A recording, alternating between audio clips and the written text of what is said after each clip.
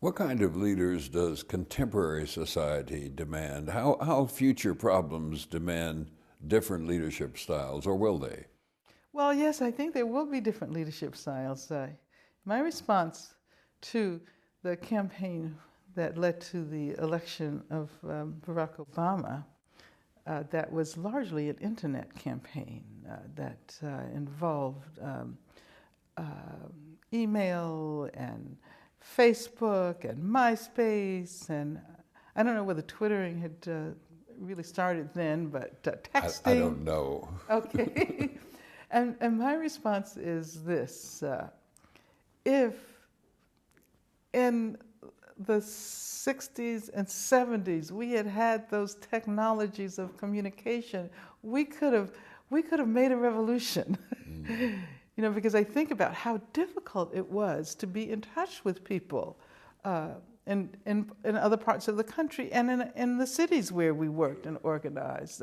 So I'm really excited about the possibilities of the future.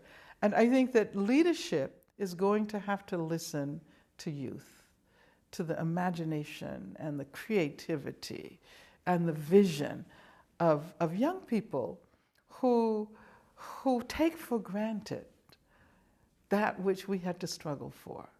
And I know that oftentimes older people are very distressed by the fact that young people they just don't know, what it meant to struggle to get this far.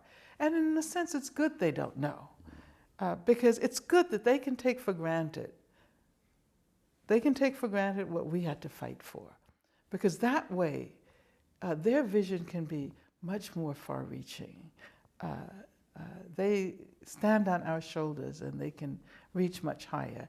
And I think leadership, no matter how crazy young people might sometimes sound, leadership has to learn how to listen to the voices of the youth. You mentioned what others have said, that younger people don't know the history of the struggles that brought them to where they are. Do they have to know? Do they need to know? And if they do, how can we make sure they know? Well, I think there has to be a sense of history. We live in a country that encourages historical amnesia. Mm. There has to be a sense of that history. But young people cannot know it in the same way that we who experience it know it.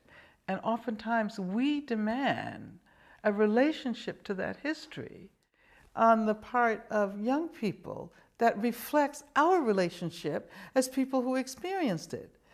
And so my sense is that I am very happy oftentimes when I hear people not not questioning what we had to struggle for, not not perhaps they know that there was a time when it would not have been possible for a black person to be at an institution like this, but they can't. They can't spend so much time reflecting on that they forget about what they need to do now that they're here. So this is where they are. This is where they begin. This is what we offered them from the past. And they have to take us somewhere else. How can we foster the most effective leaders for the future? I think we can foster effective leaders by encouraging people to think independently, to think critically, to learn how to follow their own passions, to develop languages that allow us to talk about the continued need for justice, whether it be racial justice or gender justice or economic justice.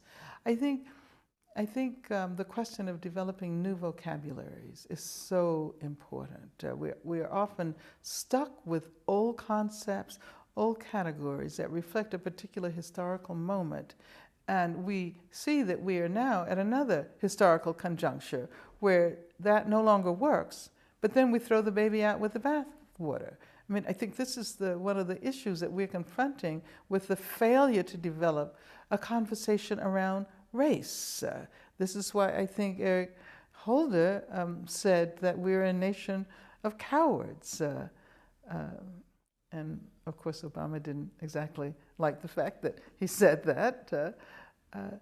And I think the effective leaders have to encourage that kind of bold, imaginative, creative engagement with the present and the future.